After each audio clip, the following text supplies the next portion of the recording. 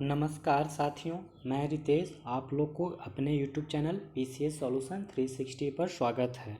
दोस्तों, आज मैं आप लोग को दृष्टि का प्रैक्टिस सेट संख्या 11 करवाने जा रहा हूं। तो आइए अब हम लोग क्वेश्चन को स्टार्ट करते हैं। पहले क्वेश्चन के साथ देखते हैं। मिश्र धातुओं के संदर्भ में निम्नलिखित में से कौन सा कथन सही नहीं है? कौन सा कथन सही नहीं है ये पूछ रहा है। तो सबसे पहले आप जानिए कि मिश्र धातु होता क्या है। तो मिश्र धातु दो या दो से अधिक धातुओं या एक धातु और एक अधातु का मिश्रण होते हैं और इन्हें भौतिक विधियों द्वारा उनके घटकों में विभाजित नहीं किया जा सकता, लेकिन फिर भी मिश्र धातु को एक मिश्रण माना जाता है क्योंकि यह अपने घटकों के गुणों को दर्शाता है और इसकी संरचना परिवर्तनशील हो सकती है। उदाहरण के लिए पीतल लगभग 30% जस्ता और तांबा 70% तांबे का मिश्रण होता है। यह एक प्रकार का मिश्रण होता है, बिल्कुल सही। यह अपने घटकों के गुणों को दर्शाता है, बिल्कुल सही। इसमें केवल धातुओं ही शामिल हो सकती है, ये गलत है क्योंकि अधातुओं को भी शामिल किया जाता है। इसे भौतिक विधियों द्वारा उनके घटकों को विभाजित किया जा सकता है, बिल्कुल नहीं किया जा सकता है। तो ऑप्शन क्या हो जाएगा? ई, क्योंकि दो सही दो गलत। कोलाइड्स और उनके प्रकारों के निम्नलिखित युग्मों में से कौन सा युग्म सही सुमेलित नहीं है? तो इसका सही आंसर क्या हो जाएगा? जेल। यह है शेविंग क्रीम, ये सही नहीं है, बाकी सारा का सारा सही है। क्या कह रहा है? कोलाइड और उनके प्रकारों के निम्नलिखित युग्मों में से कौन सा सुमेलित नहीं है? जेल, शेविंग क्रीम, ये सही नहीं है। बाकी एरोसोल, कोहरा। एरोसोल क्या होता है? कोहरा, ये सही है। एरोसोल कोहरा, एरोसोल क्या होता है? कोहरा को कहा जाता है, सही है। इमल्सन को क्या कहा जाता है? दूध। और सोल को क्या कहा जाता है? मिल्क ऑफ मैग्नीशिया, यानी और पंख हो गया एक मिल्क ऑफ मैग्नीशिया भी कहलाता है। मिल्क ऑफ मैग्नीशिया को सोल कहते हैं। सोल किसको कहेंगे? मिल्क ऑफ मैग्नीशिया और पंख को। देखिए, इससे रिलेटेड और भी सारे क्वेश्चंस आते हैं जिससे आप देख लीजिएगा। एरोसेल, फिलहाल तो इसमें क्या है कि एरोसेल को कोहरा कहेंगे, सही है। जेल को आप याद रखिएगा, अगर अगली बार से जेल को क्वेश्चन दे तो जेली चीज बटर को जेल कहते हैं। जेल क्या होता है? तो जेली चीज और बटर। नेक्स्ट क्वेश्चन, रसायन शास्त्र के जनक कौन हैं? तो वो हैं एंटोनी एल लेवोजियर। रसायन शास्त्र के जनक कौन है? तो एंटोनी एल लेवोजियर। परमाणु त्रिज्या को किस में मापा जाता है? परमाणु त्रिज्या को जो मापा जाता है वो मापा जाता है नैनोमीटर में। परमाणु त्रिज्या को नैनोमीटर में मापा जाता है और 1 नैनोमीटर बराबर जानते होंगे कि 10⁻⁹ मीटर होता है, ठीक है। और 1 मीटर बराबर कितना होता है? 10⁹ नैनोमीटर। 1 मीटर बराबर 10⁹ नैनोमीटर और 1 नैनोमीटर बराबर 10⁻⁹ मीटर। और हो गया। अब देखते हैं 5 का answer. International union of pure and applied chemistry यानी IUPAC का मुख्यालय कहाँ है? तो अमेरिका में। कहाँ है? अमेरिका में। उत्तरी कैरोलिना में अवस्थित है। अमेरिका के उत्तरी कैरोलिना में। IUPAC का मुख्यालय कहाँ है? तो अमेरिका के कैरोलिना में। निम्नलिखित में से कौन सा अधातु तत्व हैं? निम्नलिखित में से कौन सा अधातु तत्व हैं? तो वो कौन है? आंसर ई हो जाएगा, क्योंकि देखिए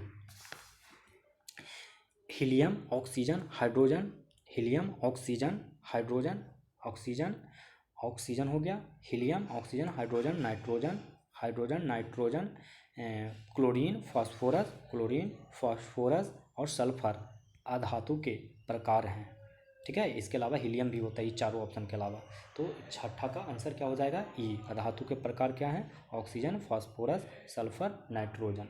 चलिए नेक्स्ट सवाल 7 में देखिए क्या कह रहा है कि किसी रासायनिक अभिक्रिया के दौरान अभिकारकों और उत्पादों के द्रव्यमान का योग क्या होता है? तो वो होता है अपरिवर्तित रहता है। किसी रासायनिक अभिक्रिया के दौरान अभिकारकों और उत्पादों के द्रव्यमान का योग अपरिवर्तित होता है। 8 नंबर क्वेश्चन कह रहा है कि निम्नलिखित में से किसने परमाणु में नाभिक की खोज किया? तो नाभिक की खोज किसने किया? तो अर्नेस्ट रदरफोर्ड ने। परमाणु के नाभिक का खोज किसने किया? रदरफोर्ड ने। औसत ड्रग्स के संबंध में निम्नलिखित में से कौन सा कथन सही नहीं है? तो गलत कथन पूछ रहा है, तो सभी औषध दवाएं होती है, ये गलत है, क्योंकि औषध निम्न आणविक द्रव्यमान की रसायन होती है। ये बृहत आणविक लक्ष्यों के साथ अन्योन्य क्रिया करती है और एक जैविक प्रतिक्रिया उत्पन्न करती है। जब जैविक प्रतिक्रिया चिकित्सीय और उपयोगी होती है तब इन रसायनों को औषध कहा जाता है और इनका उपयोग रोगों के निदान, निवारण और उपचार में किया जाता है। बाकी सारे ये सही हैं। 10 नंबर, निम्नलिखित में से कौन सा स्नायविक रूप से सक्रिय औषधि हैं? तो वो कौन है? इसका भी आंसर ई हो जाएगा। इसका भी आंसर ई हो जाएगा। देखिए इसका आंसर क्या हो जाएगा? ई। पीड़ा, हारी, चेतना, छिनता, मानसिक भ्रम, असंयम या पक्षघात अथवा तंत्रिका तंत्र में कोई अन्य बाधा उत्पन्न किए बिना पीड़ा को कम करते हैं और उसका अंत करते हैं। ठीक है, ये कौन है? तो पीड़ा, हारी, चेतना, छिनता, मानसिक भ्रम, ये सबको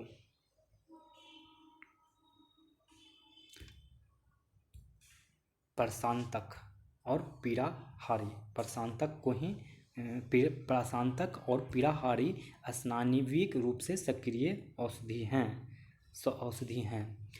ये तंत्रिका से ग्राही तक संदेश हस्तांतरण तंत्र को प्रभावित करता है। प्रशांतक क्या होता है कि रासायनिक यौगिकों को एक वर्ग है जिनका उपयोग तनाव के, हल्के या गंभीर मानसिक रोगों के उपचार के लिए किया जाता है। यह सेहतमंद होने की भावना को अभिप्रेरित कर चिंता, तनाव, क्षोभ या उत्तेजना को दूर करते हैं। यह नींद की गोलियों के आवश्यक घटक होते हैं। ठीक ना? चलिए नेक्स्ट क्वेश्चन, निम्नलिखित में से कौन सा सबसे पहले उपयोग किया गया कृत्रिम मधुरक है? तो वो है सैकरीन। निम्नलिखित में से कौन सा सबसे पहले उपयोग किया गया कृत्रिम मधुरक है? तो सैकरीन। नेक्स्ट क्वेश्चन, निम्नलिखित में से कौन सा एक प्रतिऑक्सीकारक नहीं है? तो वो कौन नहीं है? तो नाइट्रिक एसिड। निम्नलिखित में से कौन सा एक प्रतिऑक्सीकारक नहीं है? तो नाइट्रिक एसिड। निम्नलिखित में से कौन सा कृत्रिम बहुलक है? तो कृत्रिम बहुलक कौन सा है निम्नलिखित में से? तो ये बताना है आप लोगों को। इसका आंसर हो जाएगा ब्यूना एस नहीं है। बाकी कृत्रिम बहुलक में प्रोटीन, रेजिन, स्टार्च कृत्रिम बहुलक होते हैं और बाकी डी नंबर में जो है ब्यूना एस, ये कृत्रिम बहुलक नहीं होते हैं। ब्यूना एस का मतलब सिंथेटिक रबर्स के बारे में बात किया जा रहा होता है। देखिए नेक्स्ट, रबर का बल्कनीकरण क्या होता है ये? तो इसका आंसर होगा इसे कठोर बनाता है। रबर का बल्कनीकरण करिएगा तो रबर को क्या बनाएगा? कठोर बनाएगा। निम्नलिखित में से कौन एक मोनोसैकेराइड नहीं है? निम्नलिखित में से कौन एक मोनोसैकेराइड नहीं है? तो स्टार्च मोनोसैकेराइड नहीं है। बाकी ग्लूकोज, फ्रक्टोज, राइबोज ये मोनोसैकेराइड हैं। निम्नलिखित में से अब एक चीज़ जान लीजिए कि मोनोसैकेराइड क्या होता है और पॉलीसैकेराइड क्या होता है। मोनोसैकेराइड वो कार्बोहाइड्रेट होते हैं जिन्हें पॉलीहाइड्रोक्सी एल्डिहाइड या कीटोन के और अधिक सरल यौगिक में जल अपघटित नहीं किया जा सकता, मोनोसैकेराइड कहलाते हैं। प्रकृति में लगभग 20 मोनोसैकेराइड ज्ञात हैं, जैसे ग्लूकोज, फ्रक्टोज, राइबोज ये मोनोसैकेराइड के उदाहरण हैं। ये होते कौन है, क्या है? ये वे कार्बोहाइड्रेट होते हैं जिन्हें पॉलीहाइड्रोक्सी एल्डिहाइड या कीटोन के और अधिक सरल यौगिक में जल अपघटित नहीं किया जा सकता।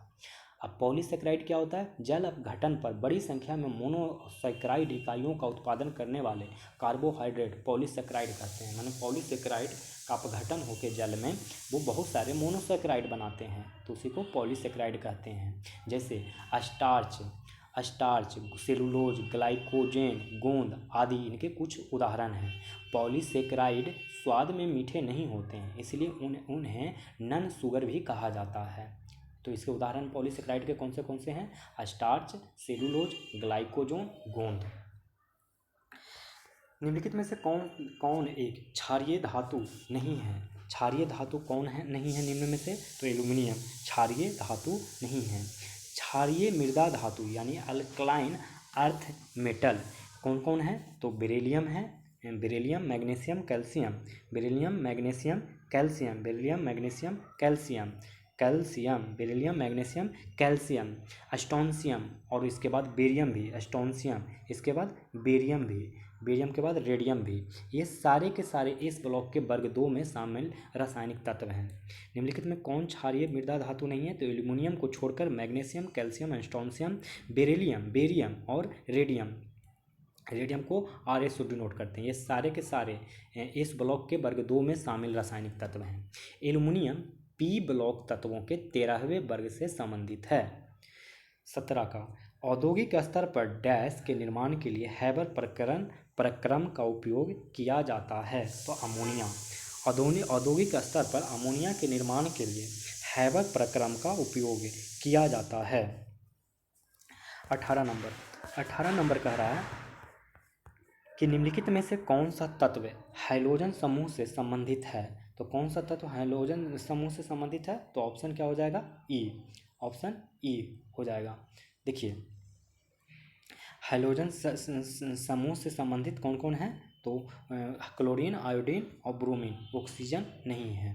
इसके अलावा फ्लोरीन क्लोरीन ब्रोमीन आयोडीन एस्टेंटिन ये सारे के सारे हैलोजन शब्द से संबंधित हैं। हैलोजन शब्द ग्रीक भाषा से लिया गया है जिसका मतलब हैलो का मतलब सॉल्ट होता है और जन GEN, देखिए हैलोजन ऐसे बना हुआ है, हैलो और जन, हैलो का मतलब सॉल्ट और जेन का मतलब फॉर्मेशन से बना होता है यानी सॉल्ट फॉर्मर।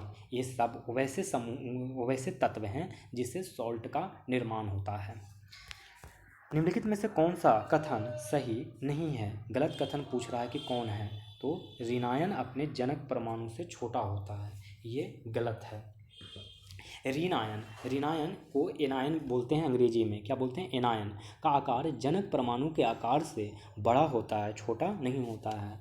जनक परमाणु से क्या होता है? बड़ा होता है, क्योंकि एक या अधिक अतिरिक्त इलेक्ट्रॉन होने से इलेक्ट्रॉनों के बीच प्रतिकर्षण में वृद्धि होती है और प्रभावी नाभिकीय आवेश में कमी आती है। उदाहरण के लिए फ्लोराइड आयन की आयनीय त्रिज्या 136 pm जबकि फ्लोरीन की परमाणु त्रिज्या केवल 64 pm होती है। मतलब देखिए फ्लोरीन का आपने नाम सुना होगा, अगर फ्लोरीन माइनस हो तो इसका आणविक त्रिज्या 136 और अगर सिर्फ फ्लोरीन हो तो इसका परमाणु त्रिज्या 64 pm होता है, 64 pm, ठीक है, pm होता है। तो बड़ा कौन? F माइनस, यानी कि fluoride ion F minus ion की आयनीय त्रिज्या क्या हो गया? ज़्यादा, जबकि फ्लोरीन की परमाणु त्रिज्या केवल 64, यही कह रहा है। और यानी कि ऋणायन अपने जनक परमाणु अंक से छोटा नहीं बल्कि बड़ा होता है। क्या होता है? बड़ा। धनायन अपने जनक परमाणु से छोटा होता है, ये बात सही है। धनायन अपने परमाणु जनक अंक से छोटा होता है, मतलब मैं ऐसे कह सकता हूँ कि अगर F माइनस है तो F से बड़ा, अगर मान के चलिए F प्लस भी हो, अगर मान के चलिए, मैं समझाने के लिए बोल रहा हूँ, तो F प्लस हो तो F जो होगा इससे बड़ा, यानी कह सकते हैं कि F प्लस F से छोटा होगा। ये F0 है तो F प्लस F0 से छोटा होगा, तो हाँ होगा। यही ये कह रहा है कि धनायन, ये धनायन हुआ ना, अपने जनक परमाणु F से ही बन के आया होगा F प्लस, तो इससे छोटा है। सेकंड ऑप्शन में कह रहा था कि ऋणायन ये इससे छोटा है जबकि ये इससे बड़ा होता है। आप समझ गए होंगे ये दोनों का ही मतलब। आगे देखिए नंबर 3 में, यानी ये गलत है, ऑप्शन ये सही होगा, ये आपको बता दिया। अब सी ऑप्शन, आवर्त में बाएं से दाएं परमाणु त्रिज्या का मान घटता है, बिल्कुल सही। आवर्त में बाएं से दाएं परमाणु त्रिज्या का मान क्या होता है? घटता है। वर्ग में ऊपर से नीचे परमाणु त्रिज्या का मान क्या होता है? बढ़ता है। परमाणु त्रिज्या ऊपर से नीचे बढ़ता है और परमाणु त्रिज्या आवर्त में बाएं से दाएं बढ़ता है, मान घटता है। चलिए, स्थिर ताप पर गैस की एक निश्चित मात्रा अर्थात मोल की संख्या का दाब उसके आयतन के व्युत्क्रमानुपाती होता है। इसे इस रूप में जाना जाता है, किस रूप में जाना जाता है? तो बॉयल का नियम के रूप में जाना जाता है। स्थिर ताप पर गैस की एक निश्चित मात्रा अर्थात मोल की संख्या का दाब उसके आयतन के व्युत्क्रमानुपाती होता है। इसे इस रूप में जाना जाता है, बॉयल का नियम। हाल ही में कृषि और किसान कल्याण मंत्रालय ने डिजिटल कृषि के विकास हेतु निजी कंपनियों के साथ 5 समझौता ज्ञापनों पर हस्ताक्षर किए हैं। निम्नलिखित में से कौन सा योजना के समक्ष विद्यमान चुनौती नहीं है? तो वो कौन नहीं है? तो मृदा का अपक्षय ये चुनौती नहीं है।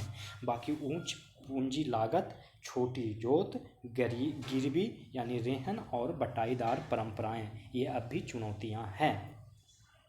अब एक बार इस क्वेश्चन को और सुनेंगे और समझेंगे अच्छे से।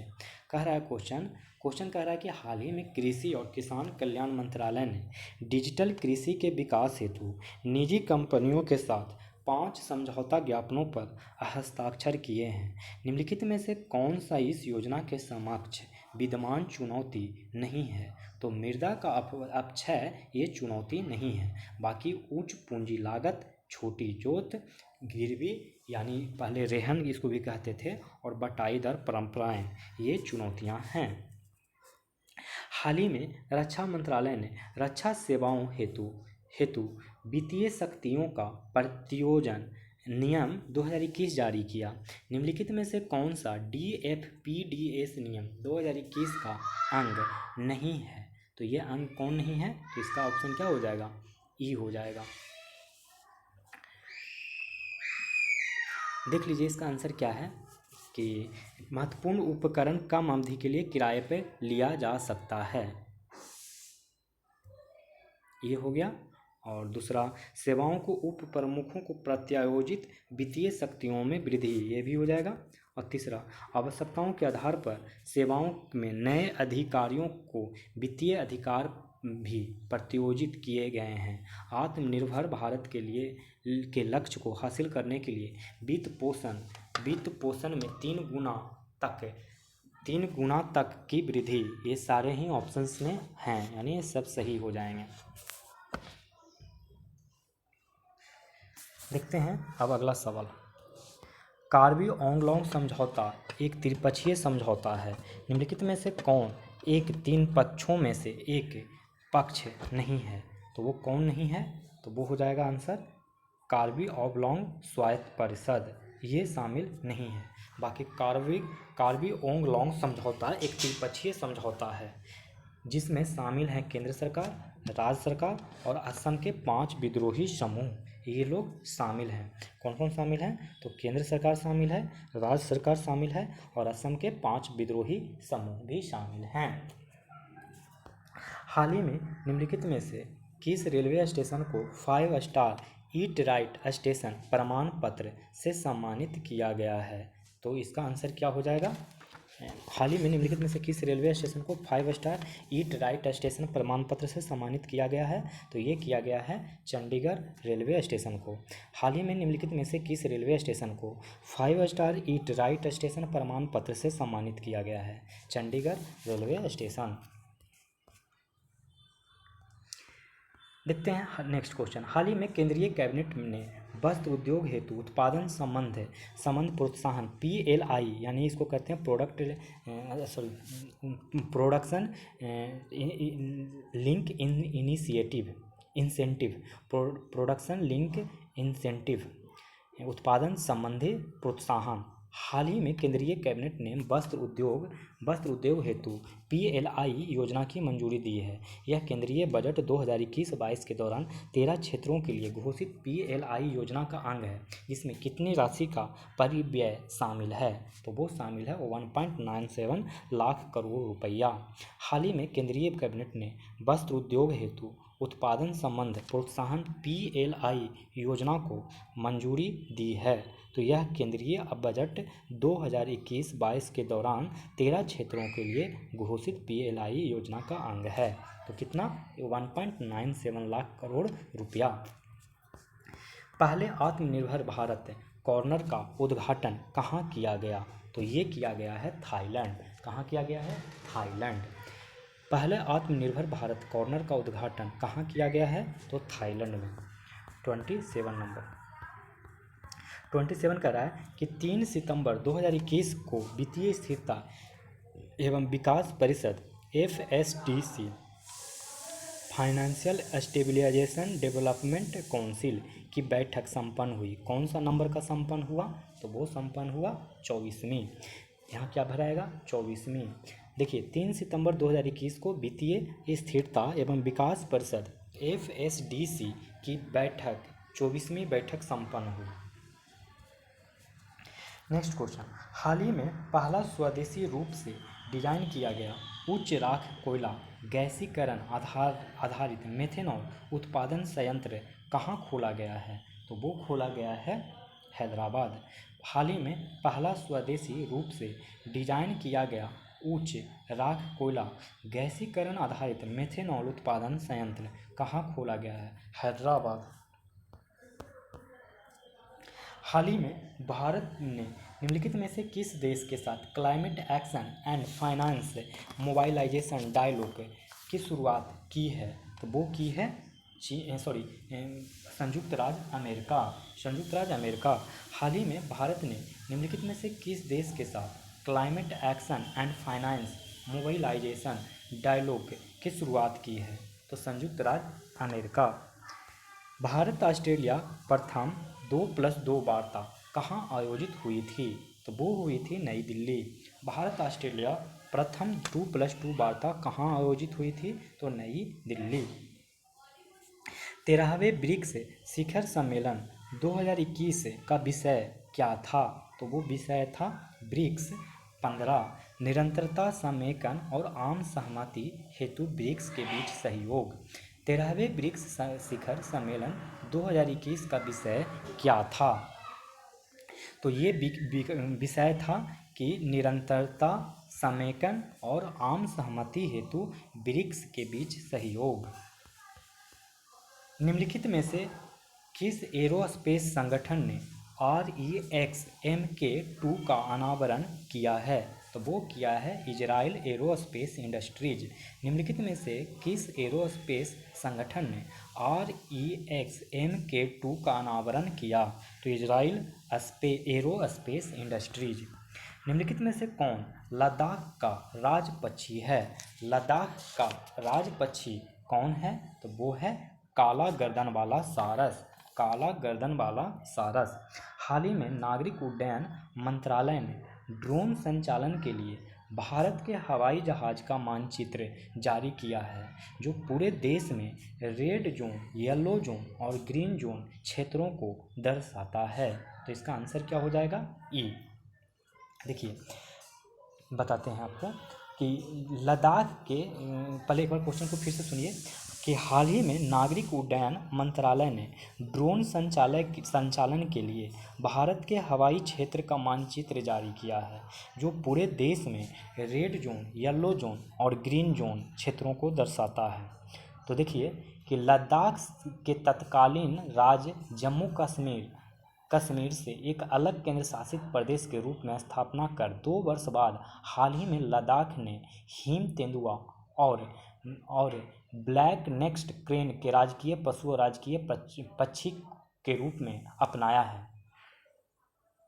तो राजकीय पशु किसको अपनाया है? हिम तेंदुआ को। तो ऊपर वाला क्वेश्चन के लिए मैंने बता दिया। अब ये 34 नंबर में आइए। 34 नंबर में देखिए एक बार फिर से मैं क्वेश्चन को दिखाता हूँ, थोड़ा छोटा कर देता हूँ। देखिए हाल ही में नागरिक उड्डयन मंत्रालय ने ड्रोन संचालन के लिए भारत के हवाई क्षेत्र का मानचित्र जारी किया है, जो पूरे देश में रेड जोन, येलो जोन और ग्रीन क्षेत्रों को दर्शाता है। इस हवाई क्षेत्र के मानचित्र के संबंध में निम्नलिखित में से कौन सा कथन सही है? तो सबसे पहला देखिए, ये दोनों में ग्रीन जोन के बारे में बात कर रहा है, तो आप लोग को ग्रीन जोन के बारे में बता देता हूँ कि ग्रीन जोन 400 फीट तक का हवाई क्षेत्र है। कहाँ तक का? 400 फीट क्षेत्र, 400 फीट तक का। ग्रीन जोन के भीतर गतिविधि के लिए अनुमति की आवश्यकता नहीं होती है। ग्रीन जोन के भीतर गतिविधि के लिए अनुमति की आवश्यकता नहीं होती है। अब देखिए रेड जोन और येलो जोन के बारे में। रेड जोन यह नो ड्रोन जोन है। ये क्या है? नो ड्रोन जोन है। रेड जोन में उड़ान के लिए हवाई यातायात नियंत्रण प्राधिकरणों की अनुमति की आवश्यकता होती है।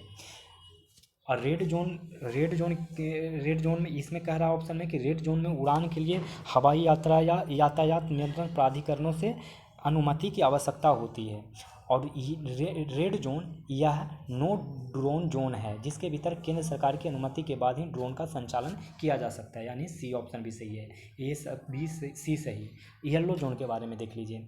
ऑप्शन कह रहा है कि येलो जोन एक निर्दिष्ट ग्रीन जोन से 400 फीट ऊपर का हवाई क्षेत्र है।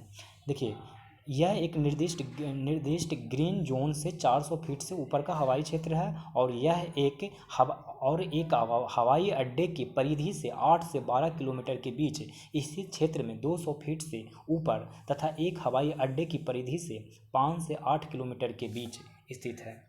तो आप शायद इसका मतलब सब समझ गए होंगे। अब देखते हैं नेक्स्ट क्वेश्चन। नेक्स्ट क्वेश्चन कह रहा है कि सितंबर 2021 में जारी राज्य खाद्य सुरक्षा सूचकांक 2020-21 इस सूचकांक का संस्करण कितना है? तो ये है तीसरा। सितंबर 2021 में जारी राज्य खाद्य सुरक्षा सूचकांक 2020-21 इस सूचकांक का कितना नंबर का संस्करण है? तो तीसरे नंबर का संस्करण है। 36 नंबर का क्वेश्चन देखते हैं। 11 अक्टूबर 2021 को प्रधानमंत्री ने भारतीय अंतरिक्ष संघ ISPA का शुभारंभ इंडियन स्पेस एजेंसी का शुभारंभ किया।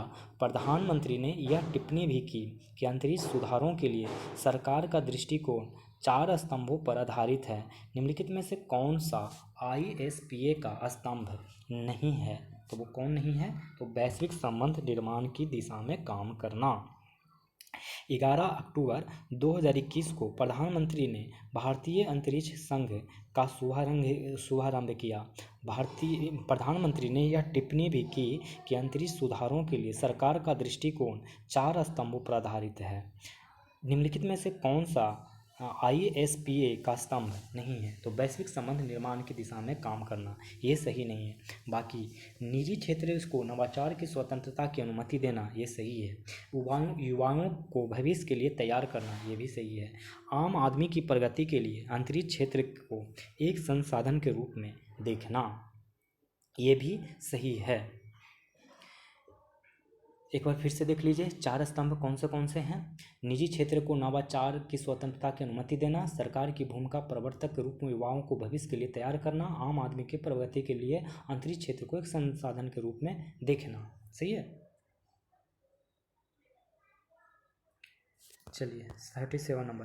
प्रधानमंत्री नरेंद्र मोदी द्वारा जल जीवन मिशन ऐप कब लॉन्च किया गया था? तो ये लॉन्च किया गया था 2 अक्टूबर 2021 को। प्रधानमंत्री नरेंद्र मोदी द्वारा जल जीवन मिशन ऐप कब लॉन्च किया गया था? तो 2 अक्टूबर 2021 को। निम्नलिखित में से किसे देश के 11वें महारत्न का दर्जा प्रदान किया गया? तो ये दर्जा प्रदान किया गया पावर फाइनेंस कॉरपोरेशन PFC। निम्नलिखित में से किसे देश के 11वें महारत्न का दर्जा प्रदान किया गया? तो पावर फाइनेंस कॉरपोरेशन PFC। 39 श्रम एवं रोजगार मंत्रालय के तहत श्रम ब्यूरो ने वर्ष 2021 की पहली तिमाही के लिए त्रैमासिक रोजगार सर्वेक्षण QES के परिणाम जारी किए हैं। निम्नलिखित में से कौन सा सर्वेक्षण का परिणाम नहीं है? तो इसका आंसर क्या हो जाएगा? E ऑप्शन सही हो जाएगा। बाकी सारे के सारे सही हैं, ठीक ना? बाकी सारे के सारे सही हैं। देख लीजिए कौन से सही हैं। 9 क्षेत्रों में रोजगार 29% की वृद्धि होना चाहिए। महिला कामगारों की हिस्सेदारी में गिरावट। केवल 2 क्षेत्रों में रोजगार के आंकड़ों में गिरावट देखी गई है। और रोजगार में उच्चतम वृद्धि दर 2005 से 2013 की अवधि में दर्ज की गई है।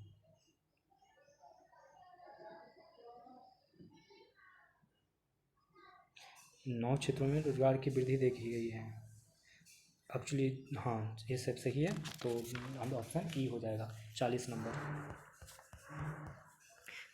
कह रहा है कि वस्त्र मंत्रालय ने 4,445 करोड़ रुपया के परिव्यय पर 7 mega integrated textile region and April PM मित्र पार्कों की स्थापना की अधिसूचना कब जारी की? तो ये जारी की 21 अक्टूबर 2021, 21 अक्टूबर 2021 वस्त्र मंत्रालय ने 4,445 करोड़ रुपए की परिव्यय पर 7 mega integrate textile region and apparel PM MITRA पार्कों की स्थापना की अधिसूचना कब जारी की? 21 अक्टूबर 2021। रसायन विज्ञान का नोबेल पुरस्कार 2021 किसे दिया गया? तो वो दिया गया ऑप्शन ई। किसको किसको दिया गया जो जान लीजिए। देखिए, इमैनुअल चारपेंटियर को दिया गया और जेनिफर डोडेना को भी दिया गया। तो इन दोनों को दिया गया। ये देखिए 2021 में दिया गया है नोबेल पुरस्कार। एक्चुअली ये दोनों दिया गया था 2020 के नोबेल पुरस्कार। 2021 में बेंजामिन लिस्ट और डेविड मैकमिलन को दिया गया। बेंजामिन लिस्ट और डेविड मैकमिलन को 2021 में दिया गया है। 2020 में डोडेना और चारपेंटियर को दिया गया है। निम्नलिखित में से किस एजेंसी ने भारत के सॉवरेन क्रेडिट रेटिंग आउटलुक को बदल दिया है? तो वो बदल दिया है मूडीज इन्वेस्टर्स सर्विस। निम्नलिखित में से किस एजेंसी ने भारत को सॉवरेन क्रेडिट रेटिंग आउटलुक को बदल दिया है? तो मूडीज इन्वेस्टर्स सर्विस को। Conference on interaction and confidence building measures की 6ठी मंत्रिय स्तरीय बैठक कहाँ आयोजित हुई थी? तो वो आयोजित हुई थी नूर सुल्तान में। Conference on interaction and confidence building measures की 6ठी मंत्रिय स्तरीय बैठक कहाँ आयोजित हुई थी? तो नूर सुल्तान में। National aeronautics and space administration NASA निम्नलिखित में से किन क्षुद्र ग्रहों का पता लगाने के लिए पहला लूसी मिशन लॉन्च करने के लिए तैयार है? तो वो है बृहस्पति ट्रोजन क्षुद्र ग्रह। National aeronautics and space administration NASA निम्नलिखित में से किन क्षुद्र ग्रहों का पता लगाने के लिए पहला लूसी मिशन लॉन्च करने के लिए तैयार है? बृहस्पति ट्रोजन क्षुद्र ग्रह। पृथ्वी और सूर्य के बीच की औसत दूरी कहलाती है, क्या कहलाती है? तो खगोलीय इकाई। पृथ्वी और सूर्य के बीच की औसत दूरी कहलाती है खगोलीय इकाई। नेफोस्कोप का उपयोग किया जाता है। नेफोस्कोप का उपयोग किया जाता है बादलों की ऊंचाई, दिशा और वेग के माप के लिए। नेफोस्कोप का उपयोग किया जाता है बादलों की ऊंचाई, दिशा और वेग के माप के लिए। निम्नलिखित में से किस उपकरण में ध्वनि ऊर्जा का विद्युत ऊर्जा का रूपांतरण होता है? तो वो होता है माइक्रोफोन। निम्नलिखित में से किस उपकरण में ध्वनि ऊर्जा का विद्युत ऊर्जा में रूपांतरण होता है? तो माइक्रोफोन। निम्नलिखित में से किसने कहा था कि सभी वस्तुएं पृथ्वी की ओर आकर्षित होती है? तो वो होती है ब्रह्मगुप्त ने कहा था। निम्नलिखित में से किसने कहा था कि सभी वस्तुएं पृथ्वी की ओर आकर्षित होती है? तो ब्रह्मगुप्त ने। निम्न श्यानता वाला द्रव प्रवाह करता है। निम्न श्यानता वाला द्रव प्रवाह करता है तो वो करता है सरलता से। निम्न श्यानता वाला द्रव प्रवाह करता है श्यानता से। 50 नंबर। निम्नलिखित में से किसमें प्रकाश की गति सबसे कम होती है? तो हीरा। निम्नलिखित में से किसमें प्रकाश की गति सबसे कम होती है? हीरा। 51 नंबर। दो समानांतर समतल दर्पण अपने बीच रखी किसी वस्तु के अनंत प्रतिबिंब बनाते हैं। इसमें प्रत्येक प्रतिबिंब पिछले प्रतिबिंब की तुलना में धुंधला होता है। दो समानांतर समतल दर्पण अपने बीच रखी किसी वस्तु के अनंत प्रतिबिंब बनाते हैं। इसमें प्रत्येक प्रतिबिंब पिछले प्रतिबिंब की तुलना में धुंधला होता है। फ़ारेनहाइट में 50 डिग्री का सेंटीग्रेड का मान क्या होगा? फ़ारेनहाइट में 50 डिग्री सेंटीग्रेड का मान क्या होगा? तो इसका आंसर क्या हो जाएगा? 122 डिग्री फ़ारेनहाइट। आप सोच रहे होंगे कि कैसे निकलेगा, तो देखिए कैसे निकलेगा। फार्मूला आप याद रखेंगे कि F इक्वल टू C गुणा 9/5 और +32 देखिए F पूछ रहा है तो हम F जानेंगे। C दिया हुआ है 50 डिग्री गुणा 9/5 और लास्ट में जोड़ दीजिए 32। तो देखिए 10 नंबर 90 और +32 कितना हो जाएगा 122 डिग्री फ़ारेनहाइट। फार्मूला ये याद रखिएगा कि F equal to C into 9/5 और +32। पराबैंगनी प्रकाश की खोज किसके द्वारा की गई थी? तो वो की गई थी जोहान विल्हेम रिटर के द्वारा। पराबैंगनी प्रकाश की खोज किसके द्वारा की गई थी? तो जोहान विल्हेम रिटर के द्वारा। निम्नलिखित में से कौन सा ध्वनि तरंगों की मुख्य विशेषता नहीं है? तो वो कौन नहीं है? द्रव्यमान। निम्नलिखित में से कौन सा ध्वनि तरंगों की मुख्य विशेषता नहीं है? द्रव्यमान। स्पष्ट प्रतिध्वनि सुनने के लिए परावर्तक सतह और प्रेक्षक के बीच न्यूनतम दूरी कितनी होनी चाहिए? तो वो होनी चाहिए 16.5 मीटर। 16.5 मीटर। स्पष्ट प्रतिध्वनि सुनने के लिए परावर्तक सतह और प्रेक्षक के बीच न्यूनतम दूरी कितनी होनी चाहिए? 16.5 मीटर। विद्युत प्रतिरोधकता का एसआई मात्रक है, तो वो मात्रक है ओम मीटर। विद्युत प्रतिरोधकता का एसआई मात्रक है ओम मीटर। एलईडी का पूर्ण रूप क्या है? एलईडी का पूर्ण रूप क्या है? तो light emitting diode. Light emitting diode. 58 का निम्नलिखित में से कौन अर्धचालक नहीं है? निम्नलिखित में से कौन अर्धचालक नहीं है? तो ऑप्शन ई हो जाएगा। देखिए अर्धचालक के उदाहरण आप याद रखेंगे कि सिलिकॉन, कार्बन, जर्मेनियम और सेलेनियम, ये सारे के सारे अर्धचालक के उदाहरण हैं। तो ऑप्शन ई हो जाएगा। परमाणु संलयन के संदर्भ में निम्नलिखित में से कौन सा कथन सही नहीं पूछ रहा है, माने गलत कथन कौन है ये पूछ रहा है। तो आंसर क्या हो जाएगा? ए, एक गलत कथन है। कह रहा है कि इसमें एक परमाणु का नाभिक 2 या 2 से अधिक छोटे नाभिकों को विभाजित हो जाता है। इसमें विभाजित नहीं होता है दोस्तों। इसमें इस प्रक्रिया से नाभिकीय संलयन में क्या होता है कि 2 हल्के नाभिक आपस में मिलकर एक भारी नाभिक का निर्माण करते हैं, मतलब संलयन माने जुटना होता है। ये अभिक्रिया में सूर्य और अन्य तारों को ऊर्जा प्रदान करती है। ये अभिक्रिया में क्या होता है? सूरज और अन्य तारों को ऊर्जा प्रदान करती है। यह प्रक्रिया भारी मात्रा में ऊर्जा उत्सर्जित करती है। बिल्कुल सही, भारी मात्रा में ऊर्जा उत्सर्जित करती है। परमाणु संलयन में आवर्त सारणी के कई अलग अलग तत्व शामिल हो सकते हैं। परमाणु संलयन में आवर्त सारणी के कई अलग अलग तत्व शामिल हो सकते हैं। साउंडिंग रॉकेट में 1 या 2 चरणों वाले डैश होते हैं, तो वो क्या होते हैं? ठोस प्रणोदक रॉकेट। साउंडिंग रॉकेट 1 या 2 चरणों वाले होते हैं। ठोस प्रणोदक रॉकेट। अब देखते हैं 61 का क्वेश्चन नंबर 61 कह रहा है कि अल्बर्ट आइंस्टीन को भौतिक का नोबेल पुरस्कार निम्नलिखित में से किसके लिए प्रदान किया गया था? तो वो किया गया था प्रकाश विद्युत प्रभाव के लिए। अल्बर्ट आइंस्टीन को भौतिक का नोबेल पुरस्कार निम्नलिखित में से किसके लिए प्रदान किया गया था? तो प्रकाश विद्युत प्रभाव के लिए। सोनार किस वैज्ञानिक सिद्धांत पर आधारित है? तो वो आधारित है ध्वनि तरंग का परावर्तन। सोनार किस वैज्ञानिक सिद्धांत पर आधारित है? तो ध्वनि तरंग का परावर्तन। निम्नलिखित में से किस भारतीय वैज्ञानिकों ने भौतिक में नोबेल पुरस्कार प्राप्त किया है? तो वो कौन है जो प्राप्त किया है? तो वो हैं आंसर ई। देखिए 2 ऐसे हैं भौतिकवादी भारत में जिनको भौतिक के लिए मिला है। एक तो हो गए चंद्रशेखर वेंकट रमन, और दूसरा कौन है? दूसरा आपको बहुत अच्छे से याद होगा, सुब्रमण्यम चंद्रशेखर। इनको 1930 में वेंकटरमन को और 1983 में चंद्रशेखर को मिला था। इनको चंद्रशेखर को मिला था तारों के संरचना और विकास के लिए, और चंद्रशेखर रमन प्रभाव के लिए मिला था। नैनो टेक्नोलॉजी शब्द किसने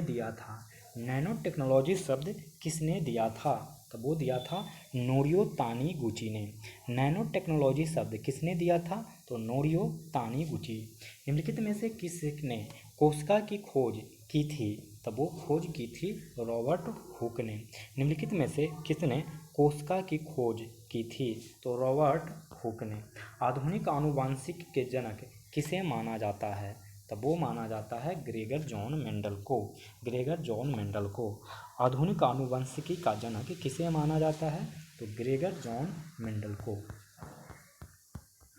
निम्नलिखित में से कौन सा मानव शरीर में मौजूद जल का सही प्रतिशत दर्शाता है? तब वो दर्शाता है 60 से 70%। निम्नलिखित में से कौन सा मानव शरीर में मौजूद जल का सही प्रतिशत दर्शाता है 60 से 70%। मानव शरीर का सबसे बड़ी ग्रंथि है? तब वो कौन है? यकृत। मानव शरीर का सबसे बड़ी ग्रंथि कौन है? तो यकृत। निम्नलिखित में से कौन सा रोग इसका कारण बनने वाला कमी से सुमेलित नहीं है? तो इसका आंसर क्या हो जाएगा? ई क्यों होगा? जरा देखिए, पेलेग्रा विटामिन B3 के कमी से होता है। पेलेग्रा कौन से किसके कमी से होता है? विटामिन B3 के कमी से। और विटामिन K की कमी से रक्त स्कंदन समय की वृद्धि हो जाता है। विटामिन K की कमी से रक्त स्कंदन समय की वृद्धि। विटामिन B3 की कमी से पेलेग्रा। और विटामिन D की कमी से रिकेट्स। और विटामिन डी के कमी से रिकेट्स। इसके साथ साथ विटामिन डी में एक्चुअली कमी होता है कैल्शियम या फास्फोरेट की कमी के कारण ये सब हो जाता है। और विटामिन बी की कमी से बेरी रोग की हो जाता है, जिसे थायमीन डिफिशियंसी भी कहा जाता है। थायमीन डिफिशियंसी बेरी रोग को ही कहा जाता है, जिसमें विटामिन B1 की कमी से होता है। एक समान वयस्क मनुष्य में रक्त की कुल मात्रा होती है कितना? 5 से 6 लीटर। एक समान वयस्क मनुष्य में रक्त की कुल मात्रा होती है 5 से 6 लीटर। मानव रक्त को शुद्ध करने के लिए निम्नलिखित में से किस प्रक्रिया का उपयोग किया जाता है? तो वो किया जाता है डायलिसिस। मानव रक्त को शुद्ध करने के लिए निम्नलिखित में से किस प्रक्रिया का उपयोग किया जाता है? तो डायलिसिस। मानव रक्त को शुद्ध करने के लिए निम्नलिखित में से किस प्रक्रिया का उपयोग किया जाता है? डायलिसिस। निम्नलिखित में से कौन मनुष्यों में शरीर के तापमान को नियंत्रित करता है? तो वो करता है हाइपोथैलेमस। निम्नलिखित में से कौन मनुष्यों में शरीर के तापमान को नियंत्रित करता है? तो हाइपोथैलेमस। निम्नलिखित में से कौन सा हार्मोन अपने स्रावी ग्रंथि से सही सुमेलित नहीं है? तो सही सुमेलित नहीं है, तो वो कौन हो जाएगा आंसर? ई। देखिए, प्रोजेस्टेरोन से अंडाशय यानी महिलाओं में होता है। प्रोजेस्टेरोन हार्मोन किस में निकलता है? महिलाओं में, अंडाशय में। टेस्टोस्टेरोन पुरुषों में, वृषण में। पुरुषों में कौन सा हार्मोन होता है? तो टेस्टोस्टेरोन वृषण में। और इंसुलिन अग्नाशय, इंसुलिन थाइमस नहीं, अग्नाशय। और थायरोक्सिन थायराइड ग्रंथि से निकलता है। अदरक पादप का कौन सा खाद्य अंग है? तो वो है प्रकंद।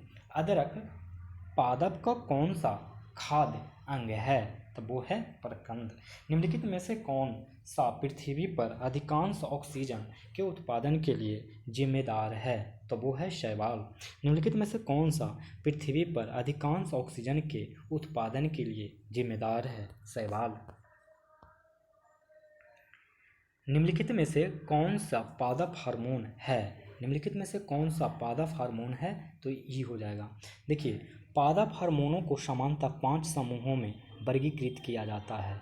पहला एस्बिसिक एसिड, फिर ऑक्सिन, फिर साइटोकिनिन, फिर एथिलीन, और इसके साथ साथ जिबरेलिन भी होता है। कौन कौन होता है? जिबरेलिन। ये सारे पादप हार्मोन होते हैं।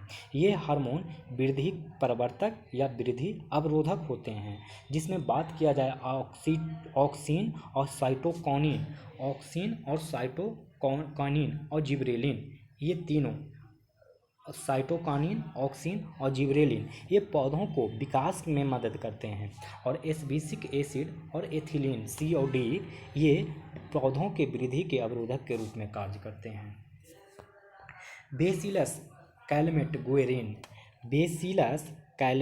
गुएरिन टीका यानी BCG टीका डैश के उपचार के लिए दिया जाता है। तो वो दिया जाता है यक्षमा। बेसिलस कैलमेट गुएरिन टीका यक्षमा के उपचार के लिए दिया जाता है।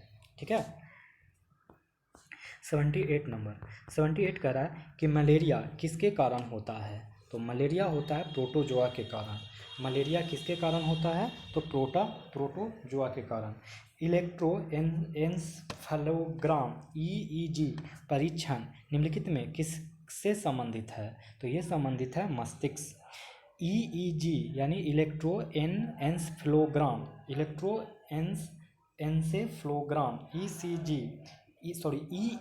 इलेक्ट्रोएन्सेफलोग्राम EEG निम्नलिखित में किस परीक्षण किससे संबंधित है। तो ये संबंधित है मस्तिष्क से। फूलगोभी में भूरापन किसकी कमी के कारण उत्पन्न होता है। तो वो होता है बोरॉन। फूलगोभी में भूरापन किसके कमी के कारण उत्पन्न होता है। तो बोरॉन। अब देखिए 81 ड्यूरोनम, जेजुनम और इलियम निम्नलिखित में से किसके भाग हैं। तो वो भाग हैं छोटी आंत के। ड्यूरोनम, जेजुनम और इलियम निम्नलिखित में से किसके भाग हैं। तो छोटी आंत के। हड्डियों की संरचना कंकाल तत्वों, दांतों, सूक्ष्म अस्थि, आकारिकी आदि का वैज्ञानिक एवं विस्तृत अध्ययन निम्नलिखित में से किस अंतः विषय विज्ञान के अंतर्गत किया जाता है। तो वो किया जाता है ऑस्टियोलॉजी। हड्डियों की संरचना कंकाल तत्वों, दांतों, सूक्ष्म अस्थि आकारिकी आदि का वैज्ञानिक एवं विस्तृत अध्ययन निम्नलिखित में से किस अंतः विषय विज्ञान के अंतर्गत किया जाता है। तो ऑस्टियोलॉजी। उत्परिवर्तन का सिद्धांत किसने प्रतिपादित किया। तो वो प्रतिपादित किया ह्यूगो डी ने। उत्परिवर्तन यानी म्यूटेशन का सिद्धांत किसने प्रतिपादित किया। तो ह्यूगो डी ब्रीज ने। 84 नंबर क्वेश्चन। कोशिका की आत्मघाती थैली कहा जाता है। किसको कहा जाता है। तो लाइसोसोम को। कोशिका की आत्मघाती थैली कहा जाता है लाइसोसोम को। बिहार राज्य में सबसे अधिक कौन सी मिट्टी पाई जाती है। तो सबसे कौन सी मिट्टी पाई जाती है। तो इसका आंसर हो जाएगा गंगा जलोढ़ पिडमोंट दलदली। गंगा जलोढ़ पिडमोंट दलदली। नेक्स्ट सवाल। संरचना के आधार पर बिहार में किस प्रकार की चट्टानें पाई जाती है। तो ऑप्शन क्या हो जाएगा। ई हो जाएगा। बिहार का निर्माण पूर्व कैम्ब्रियाई काल से लेकर प्राचीनतम युग यानी कि प्लेस्टोसीन पीरियड के चतुर्धार्तक चट्टानों तक की चट्टानों का योगदान है। धारवाड़ चट्टानें, बिंद क्रम की चट्टानें, टर्शियरी चट्टानें, क्वाटरनरी चट्टानें, ये सारे ही हमारे मतलब कि बिहार संरचना के आधार पर बिहार के चट्टान हैं। अब देखते हैं 87 नंबर। बिहार के मगध संभाग में कौन सा जिला सम्मिलित है। तो वो कौन सा जिला सम्मिलित है। तो गया, नवादा, जहानाबाद। गया, नवादा, जहानाबाद। फिर से देखिए बिहार के मगध संभाग में, तो मगध मतलब परमंडल में देखिए कौन से जिले शामिल हैं। तो आप लोग को याद होना चाहिए कि अरवल, औरंगाबाद, गया, जहानाबाद, नवादा मगध संभाग में स्थित है। कौन सा अरवल, औरंगाबाद 2, गया, जहानाबाद 4 और नवादा 5। अरवल, औरंगाबाद, गया, जहानाबाद और नवादा ये सब कहाँ स्थित हैं। तो मगध प्रमंडल में। और कटिहार पूर्णिया संभाग में पड़ता है। कटिहार और पूर्णिया कमिश्नरी में। गोपालगंज, सारण और सिवान सारण कमिश्नरी में। और दरभंगा, मधुबनी और समस्तीपुर दरभंगा प्रमंडल में पड़ता है। निम्नलिखित में से कौन सा राज्य बिहार का पड़ोसी नहीं है। बिहार का पड़ोसी कौन नहीं है। तो देख लीजिए उड़ीसा और छत्तीसगढ़ बिहार का पड़ोसी नहीं है, बाकी उत्तर प्रदेश और झारखंड है। Option E. बिहार में कौन सा वन्य जीव टाइगर रिजर्व के अंदर है। बिहार का कौन सा वन्य जीव टाइगर रिजर्व के अंदर है। तो इसका आंसर क्या हो जाएगा। कैमूर वन्य जीव। वाल्मीकि टाइगर रिजर्व बिहार का एक ऐसा मात्र बाघ है अभयारण्य है जिसमें वाल्मीकि राष्ट्रीय उद्यान और वाल्मीकि वन्यजीव अभयारण्य शामिल है। बाघ के अलावा इसमें विभिन्न वनस्पति और जीव पाए जाते हैं। ये गलत होके ये सही होगा, क्योंकि ऑप्शन में दृष्टि के जो एक्सप्लेनेशन बुक हैं उसमें ऑप्शन सी दिया है, पर वाल्मीकि टाइगर रिजर्व में वाल्मीकि वन्यजीव अभयारण्य है, तो आप ये याद रखेंगे। ऑप्शन बी सी गलत है। 90 में अगर देखा जाए क्वेश्चन तो कह रहा है कि रामसर समय के तहत निम्नलिखित में से कौन सा विकल्प बिहार में प्राकृतिक आर्द्र भूमि है, तो वो है काबरताल आर्द्र भूमि। रामसर अभिसमय के तहत निम्नलिखित में से कौन सा विकल्प बिहार में प्राकृतिक आर्द्र भूमि है, तो काबरताल आर्द्र भूमि। सोरा बिहार के किस जिले में पाया जाता है, तो वो बिहार के किस जिले में पाया जाता है, तो ई ऑप्शन। देखिए बिहार के कौन से जिले में सोरा पाया जाता है, तो याद रखेंगे सिवान, गोपालगंज, पूर्वी चंपारण, सिवान, गोपालगंज, पूर्वी चंपारण, मुजफ्फरपुर, पटना, बेगूसराय, सारण, समस्तीपुर, गया, मुंगेर, दरभंगा, भोजपुर, ये सब में पाया जाता है सोरा। कौन सा शहर बूढ़ी गंडक के तट पर स्थित है, तो वो है समस्तीपुर और मुजफ्फरपुर। कौन से शहर बूढ़ी गंडक के तट पर स्थित हैं, तो समस्तीपुर और मुजफ्फरपुर। बिहार के महत्वपूर्ण उष्ण झरनों में से कौन सा राजगीर में स्थित है, तो वो है स्थित नानक कुंड। बिहार के महत्वपूर्ण उष्ण झरनों में से कौन सा राजगीर में स्थित है, तो नानक कुंड।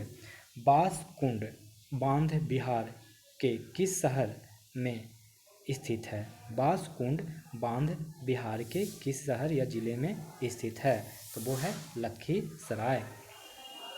बांसकुंड बांध बिहार किस जिले में स्थित है, तो लखीसराय।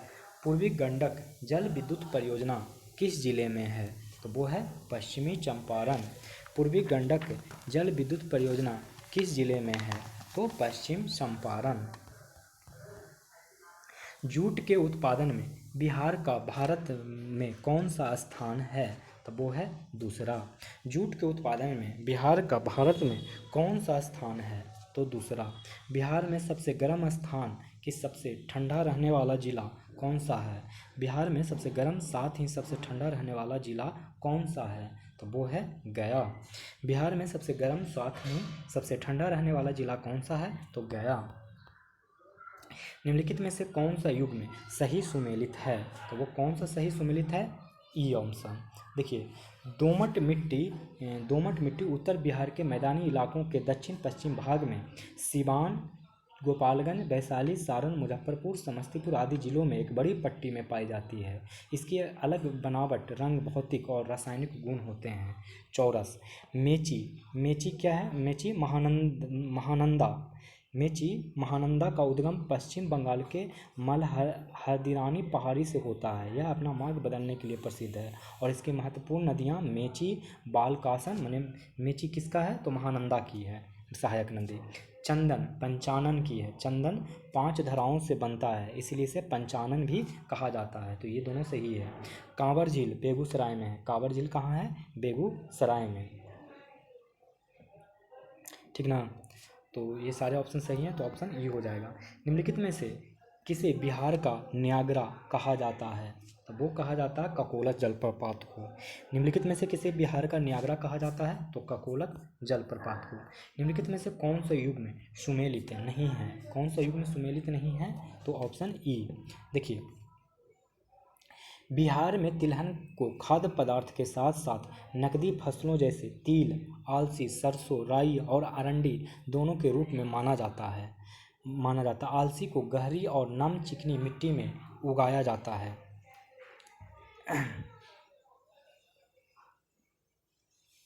रागी की फसल खरीफ मौसम में मुजफ्फरपुर, वैशाली, सहरसा, समस्तीपुर, सीतामढ़ी आदि जिलों में बड़े पैमाने पर उगाई जाती है।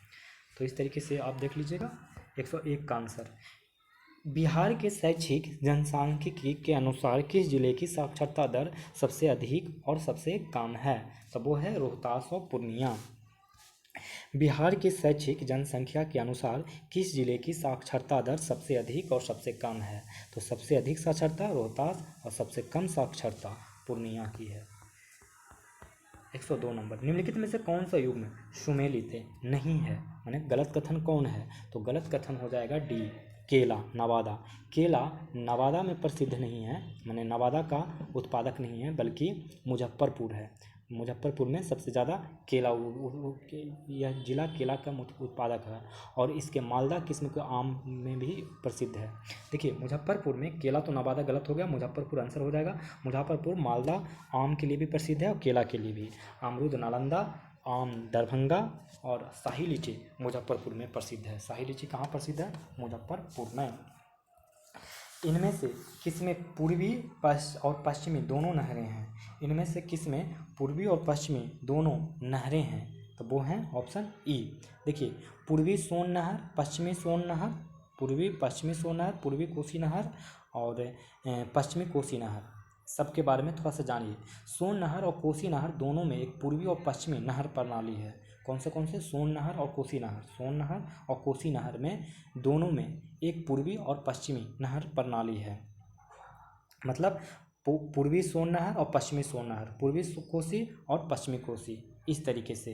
पूर्वी सोन नहर के बारे में बात किया जाए तो बारून से निकलने वाली इस नहर की लंबाई 130 किलोमीटर है। यह पटना, औरंगाबाद, जहानाबाद, अरवल, भोजपुर और गया जिलों को सिंचित करती है, पूर्वी सोन नहर।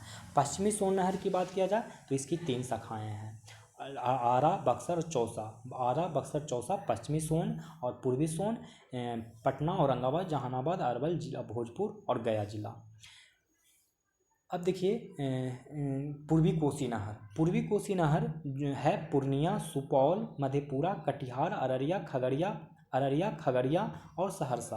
अब पश्चिमी कोसी नहर 91 किलोमीटर में है, 91.63 किलोमीटर में है, और यह दरभंगा, मधुबनी, समस्तीपुर, सुपौल जिलों को सिंचित करता है। 104 नंबर, निम्नलिखित में से कौन सा युग्म सही सुमेलित है? तो इसका भी आंसर ई हो जाएगा, क्योंकि सारे के सारे सही सुमेलित होंगे। नागी बांध पक्षी अभयारण्य जमुई जिले में है। कुशेश्वर स्थान पक्षी अभयारण्य ये कहाँ है? तो दरभंगा जिले में।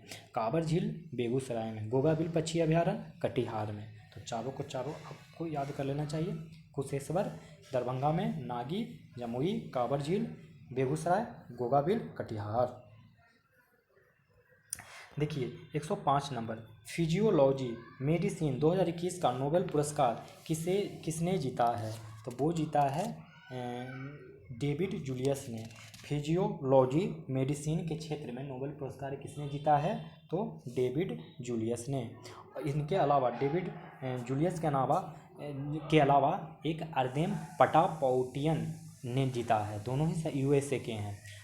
अर्देम पटापौटियन और डेविड जूलियस, ये दोनों ही जीते हैं मेडिसिन के फील्ड में, और दोनों ही यूएसए से हैं। निम्नलिखित में से किसने भारतीय अंतरिक्ष अनुसंधान संगठन इसरो के सबसे भारी अर्ध क्रायोजेनिक प्रणोदक टैंक दिया है? तो वो इसका आंसर क्या हो जाएगा? Hindustan aeronautics limited. निम्नलिखित में से किसने भारतीय अंतरिक्ष अनुसंधान संगठन को सबसे भारी अर्ध क्रायोजेनिक प्रणोदक टैंक दिया है? Hindustan aeronautics limited. कुनमिंग घोषणा अक्टूबर 2021 में चीन द्वारा स्वीकृत की गई थी। इसके बारे में निम्नलिखित में से कौन सा कथन सही नहीं है? माने गलत कथन पूछ रहा है, तो गलत कथन क्या हो जाएगा? ऑप्शन ई हो जाएगा। आप इसको एक बार देख लीजिएगा, ऐसे मैं पढ़ के सुना देता हूँ। देख लीजिए, ए ऑप्शन कह रहा है कि इस घोषणा का विषय पारिस्थितिकी सभ्यता पृथ्वी पर सभी के जीवन के लिए एक साझा भविष्य का निर्माण है, यानी कि ecological civilisation creating a shared future for all life on earth था। क्या था? Ecological civilisation creating a shared future for all life earth, इसका माने विषय था। दूसरा ऑप्शन देखिए, राष्ट्रों ने इसके विकास अंगीकरण और कार्यान्वयन का समर्थन करने के लिए खुद को प्रतिबद्ध किया है।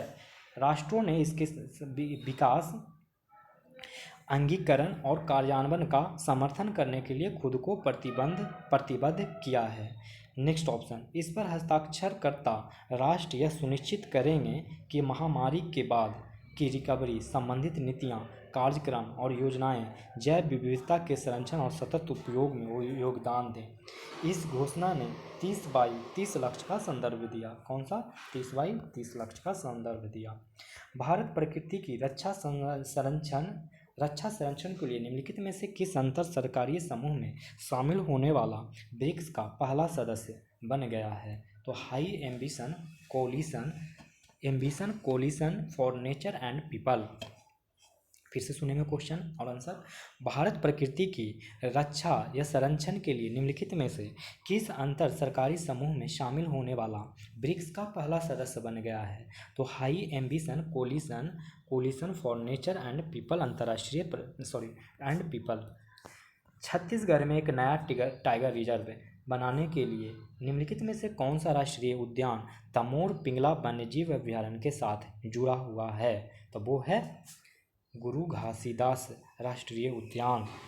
छत्तीसगढ़ में एक नया टाइगर रिजर्व बनाने के लिए निम्नलिखित में से कौन सा राष्ट्रीय उद्यान तमोर पिंगला वन्यजीव अभयारण्य के साथ जुड़ा हुआ है? तो गुरु घासीदास राष्ट्रीय उद्यान। सीड क्या लिखा हुआ है 110 में?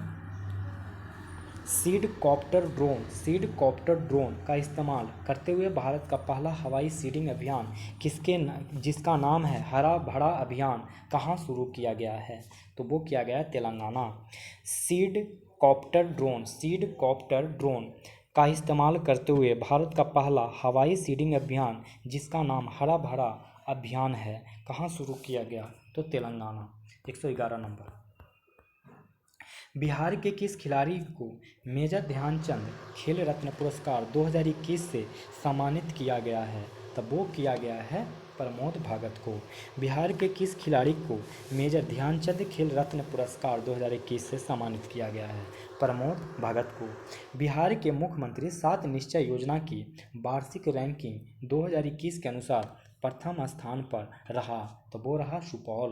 बिहार मुख्यमंत्री 7 निश्चय योजना की वार्षिक रैंकिंग 2021 के अनुसार प्रथम स्थान पर रहा, तो सुपौल। 113 नंबर कह रहा है कि हाल ही में बिहार के भागलपुर ट्रिपल आईटी और कर्टिन विश्वविद्यालय के बीच ऑनलाइन समझौता संपन्न हुआ है। कर्टिन विश्वविद्यालय किस देश में स्थित है? तो वो है मलेशिया। हाल ही में बिहार के भागलपुर ट्रिपल आईटी और कर्टिन विश्वविद्यालय के बीच ऑनलाइन समझौता संपन्न हुआ है। कर्टिन विश्वविद्यालय किस देश में स्थित है? तो मलेशिया। बिहार के किस जिले में इंडिया स्किल्स 2021 का आयोजन किया गया? तब वो किया गया पटना। बिहार के किस जिले में इंडिया स्किल्स 2021 का आयोजन किया गया? पटना। अक्टूबर 2021 में राज्य में कितने जिलों में कृषि यंत्र बैंक बनाने की घोषणा बिहार सरकार ने की है? तो 13। अक्टूबर 2021 में राज्य में कितने जिलों में कृषि यंत्र बैंक बनाने की घोषणा बिहार सरकार ने की है? तो वो है 13। बिहार सरकार द्वारा जारी अनुरक्षण मोबाइल ऐप संबंधित है, तो वो संबंधित है ग्रामीण सड़कों की निगरानी। बिहार सरकार द्वारा जारी अनुरक्षण मोबाइल ऐप संबंधित है ग्रामीण सड़कों की निगरानी। हाल ही में बिहार के किस जिले में मंकी पार्क बनाने की घोषणा राज्य सरकार द्वारा की गई है? तब वो की गई है अररिया। हाल ही में बिहार के किस जिले में मंकी पार्क बनाने की घोषणा राज्य सरकार द्वारा की गई है? तो अररिया। 1 अक्टूबर 2021 को centre for monitoring of Indian economy द्वारा जारी आंकड़ों के अनुसार बिहार में शहरी बेरोजगारी कितनी प्रतिशत है? तो वो है 16.9%। 16.9% है।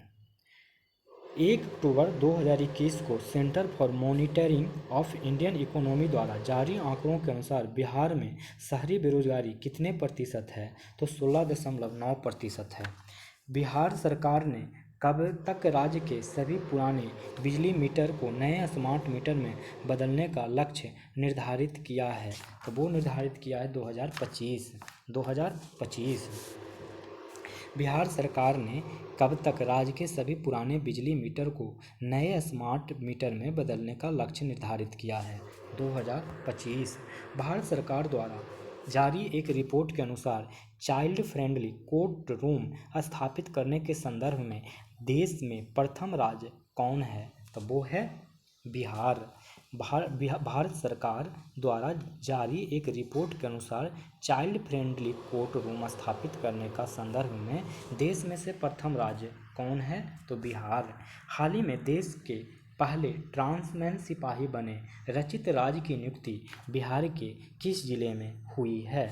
तो वो हुई है कैमूर। हाल ही में देश के पहले ट्रांसमैन सिपाही बने रचित राज की नियुक्ति बिहार के किस जिले में हुई है? तो Kaimur.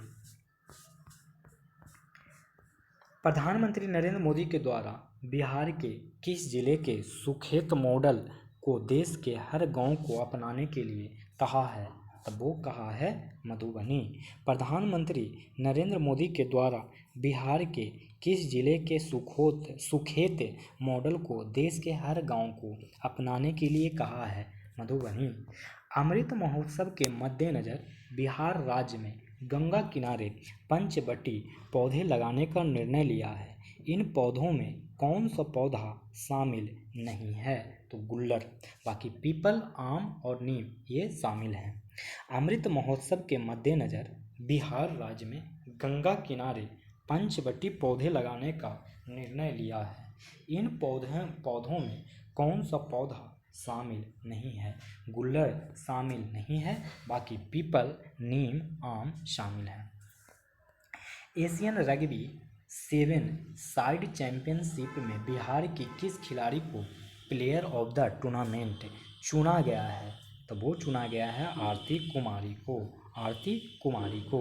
Asian rugby 7 side championship में बिहार की किस खिलाड़ी को प्लेयर ऑफ द टूर्नामेंट चुना गया है? आरती कुमारी को। 125 का आंसर देखिए। बिहार के किस जिले को पराली प्रबंधन मॉडल को इको एग्रीकल्चर अवार्ड 2021 से सम्मानित किया गया है? तो इसका आंसर क्या हो जाएगा? ई।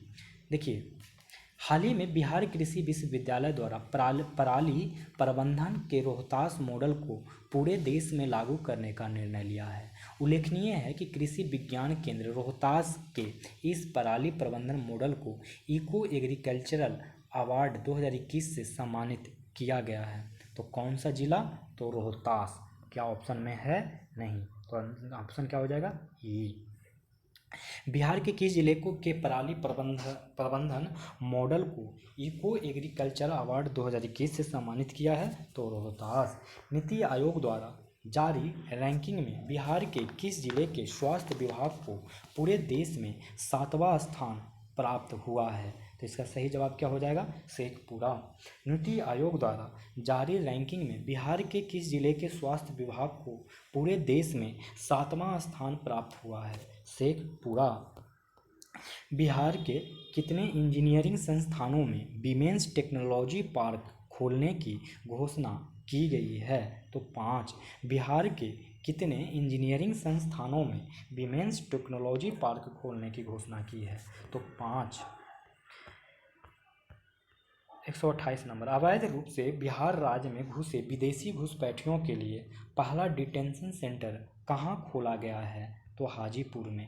अवैध रूप से बिहार राज्य में घुसे विदेशी घुसपैठियों के लिए पहला डिटेंशन सेंटर कहाँ खोला गया है? तो हाजीपुर में। अक्टूबर 2021 में बिहार के किस जिले में प्लास्टिक कचरा से पेट्रोल एवं डीजल बनाने की फैक्ट्री से उत्पादन शुरू हो गया है? तो वो हो गया है मुजफ्फरपुर। अक्टूबर 2021 में बिहार के किस जिले में प्लास्टिक कचरा से पेट्रोल एवं डीजल बनाने की फैक्ट्री से उत्पादन शुरू हो गया है। मुजफ्फरपुर। बिहार के किस साहित्यकार को अक्टूबर 2021 में साहित्य मार्तंड पुरस्कार से सम्मानित किया गया है? तो डॉक्टर महेंद्र मधुकर। डॉक्टर महेंद्र मधुकर। बिहार के किस साहित्यकार को अक्टूबर 2021 में साहित्य मार्तंड पुरस्कार से सम्मानित किया गया है? डॉक्टर महेंद्र मधुकर। हाल ही में बिहार सरकार ने राज्य में किसानों को बीज खरीदने के लिए कितने प्रतिशत अनुदान देने का निर्णय लिया है? तो वो है 80%।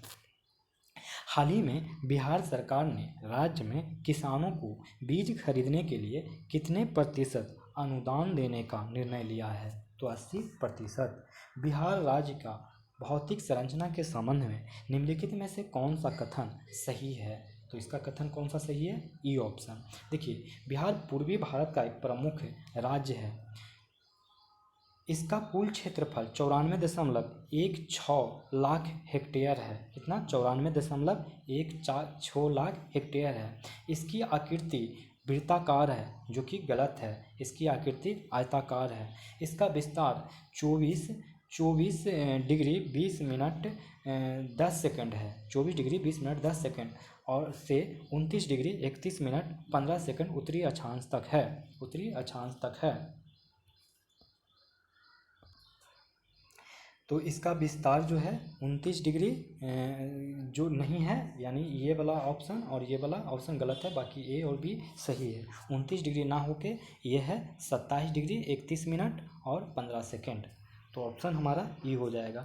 133 नंबर का देखते हैं। 133 कह रहा है कि निम्नलिखित राज्यों में से क्षेत्रफल की दृष्टि से सबसे छोटा राज्य कौन है? तो वो है बिहार। निम्नलिखित राज्यों में से क्षेत्रफल की दृष्टि से सबसे छोटा राज्य कौन है? तो बिहार। देखिए, इन 4 राज्यों में सबसे छोटा है बिहार, लेकिन अगर पूछा जाए पूरे भारत का सबसे छोटा राज्य कौन है, तो बताना है सिक्किम। और सबसे बड़ा राज्य राजस्थान। सबसे बड़ा राज्य क्या बताइएगा? राजस्थान। चलिए अब देखते हैं 134 नंबर। बिहार के शिवहर जिले की सीमा अन्य कितने जिलों से लगती है? तो वो लगती है 2। बिहार के शिवहर जिले की सीमा अन्य कितने जिलों से लगती है? 2। अब ये वन स्थिति रिपोर्ट 2009 छोड़ दीजिए, क्योंकि नया आ गया है। बिहार के किस जिले में वन प्रतिशत शून्य है? तो वो है जहानाबाद। इसको अभी छोड़ देना है, क्योंकि नया डेटा से पढ़ लीजिएगा। बिहार को कृषि जलवायु की दृष्टि से कितने भागों में विभक्त किया गया है? तो 4। बिहार के कृषि जलवायु की दृष्टि से कितने भागों में विभक्त किया गया है? तो 4। बिहार में पाइराइट का प्रमुख उत्पादक जिला कौन है? तो वो है रोहतास। रोहतास जिला है। बिहार में पाइराइट का प्रमुख उत्पादक जिला कौन है? रोहतास। 139 नंबर कह रहा है कि मुंगेर जिले में स्थित विभिन्न जल कुंडों में सर्वाधिक गर्म पानी वाला जल कुंड कौन है? तो वो है लक्ष्मण कुंड। मुंगेर जिले में स्थित विभिन्न जल कुंडों में सर्वाधिक गर्म पानी वाला जल कुंड है लक्ष्मण कुंड। मुंगेर जिला के खड़गपुर पहाड़ी में निम्नलिखित जल कुंड स्थित हैं। कौन से? सीता कुंड, रामेश्वर कुंड, लक्ष्मण कुंड, ऋषि कुंड। जिसमें से लक्ष्मण कुंड सर्वाधिक गर्म पानी है। यहाँ ना 62 डिग्री सेंटीग्रेड तक पानी होता है। 140 नंबर। सोन नहर प्रणाली के बारे में किसने कहा था कि सोन नहर सुएज नहर जैसी है? तो वो कहा था हर्बर्ट विल्सन ने। सोन नहर प्रणाली के बारे में किसने कहा था कि सोन नहर सुएज नहर जैसी है? हर्बर्ट विल्सन ने। उत्तर प्रदेश की सीमा से स्पर्श करने वाले बिहार के जिले का सही समूह है। सही समूह क्या है? तो गोपालगंज, सिवान, सारण, रोहतास। आप पूरा तरीके से याद रख लीजिए कि कौन से जिला स्पर्श करता है उत्तर प्रदेश से। तो स्टार्टिंग से देखिए, ये वाला कुछ यूँ इस तरीके से बिहार के मैप होते हैं जो करते हैं। यहाँ से याद रखिए, पश्चिमी चंपारण, गोपालगंज, फिर सिवान, फिर सारण, फिर भोजपुर, बक्सर, कैमूर और रोहतास। रोहतास ऊपर से देखिए, पश्चिमी चंपारण, गोपालगंज, सिवान, सारण, भोजपुर, बक्सर, कैमूर और रोहतास। फिर से देख लीजिए, पश्चिमी चंपारण यानी वेस्ट चंपारण, इसके बाद गोपालगंज, फिर सिवान, फिर सारण, ये सिवान हो गया, फिर सारण, फिर भोजपुर, फिर बक्सर, बक्सर और कैमूर कैमूर और रोहतास, याद रखिएगा। कोपेन के जलवायु वर्गीकरण के अनुसार गया जिले की जलवायु को प्रदर्शित किया जाएगा तो वो किया जाएगा CSA। देखिए, कोपेन के जलवायु वर्गीकरण के अनुसार बिहार के जलवायु को CWG से प्रदर्शित किया गया है, जिसे 2 वर्गों में विभाजित किया जाता है। CWG को एक में बोला जाता है CWA और दूसरे को बोला जाता है CSA बोला जाता है। दूसरे को क्या बोला जाता है? CSA और CWA। देखिए, CWG किसको बोला जाता है? बिहार के जलवायु को 2 रूपों में बांटा गया है, CWA और CSA पटना, गया, मुंगेर, जहानाबाद, दक्षिण बिहार का क्षेत्र हो गया, और CWA किशनगंज, पश्चिमी चंपारण, जोगबानी, अररिया वाला क्षेत्र हो गया। तो आप याद रखेंगे। 143 अक्टूबर 2021 के कितने जिलों में ग्लोबल आयोडीन अल्पता बचाओ सप्ताह मनाया गया? तो ये मनाया गया 14 अक्टूबर 2021 में बिहार के कितने जिलों में ग्लोबल आयोडीन अल्पता बचाओ सप्ताह मनाया गया? तो 14। 144 नंबर कह रहा है कि 13वीं बिहार राज्य बॉक्सिंग प्रतियोगिता का आयोजन कहाँ किया गया? तो वो किया गया भागलपुर। 13वीं बिहार राज्य बॉक्सिंग प्रतियोगिता का आयोजन कहाँ किया गया? तो भागलपुर। इंदिरापुरी बैराज बिहार के किस नदी पर बना हुआ है? तो वो बना हुआ है सोन की नदी पर। इंदिरापुरी बैराज बिहार के किस नदी पर बना है? सोन नदी। बिहार के कुल भौगोलिक क्षेत्रफल का लगभग कितना प्रतिशत हिस्सा बाढ़ से प्रभावित है? तो वो है 73.06%। बिहार के कुल भौगोलिक क्षेत्रफल का लगभग कितना प्रतिशत हिस्सा बाढ़ से प्रभावित है? तो 73.06%। और उत्तर बिहार का मैदानी भाग बाढ़ के लिहाज से खास तौर पर असुरक्षित है, और यहाँ 76% आबादी बाढ़ प्रवण है। कहाँ? उत्तर बिहार में। और 73.06% बाढ़ से प्रभावित है। गौतम बुद्ध वन्य जीव अभयारण्य बिहार के किस जिले में स्थित है? तो वो है गया। गौतम बुद्ध वन्य जीव अभयारण्य बिहार के गया जिले में है। बिहार का बंजारी किस उद्योग के लिए प्रसिद्ध है? तो वो है सीमेंट। बिहार का बंजारी किस उद्योग के लिए प्रसिद्ध है? तो सीमेंट। निम्नलिखित में से कौन सा युग में सुमेलित नहीं है? तो कौन सा युग में सुमेलित नहीं है? तो ई ऑप्शन हो जाएगा। चूना पत्थर रोहतास से मिलता है। रेशम एवं तसर भागलपुर से मिलता है। प्लाईवुड औरंगाबाद से गलत है, क्योंकि पूर्णिया, किशनगंज, अररिया से प्लाईवुड का कारखाना मिलता है। और बहुमूल्य रत्न प्रोसेसिंग गया में है, सॉरी पटना सिटी में है। ये कहाँ है? पटना सिटी में है। बहुमूल्य रत्न संसाधन कहाँ में से मिलेगा? पटना सिटी से। लाह दरभंगा में मिलेगा। लाह कहाँ मिलेगा? दरभंगा में। अब देखिए लास्ट क्वेश्चन। ककोलत जलप्रपात बिहार के किस जिले में स्थित है? तो नवादा में। ककोलत जलप्रपात बिहार के किस जिले में स्थित है? तो नवादा। तो इस तरीके से सेट संख्या 11 भी आप लोग का ख़त्म हो गया दोस्तों। 11 नंबर भी ख़त्म हो गया। तो अब जल्दी ही 12 अब नहीं आएगा, क्योंकि 12 में रीजनिंग और मैथ है। 13, 14, 15 आ जाएगा, बहुत ही जल्द आएगा।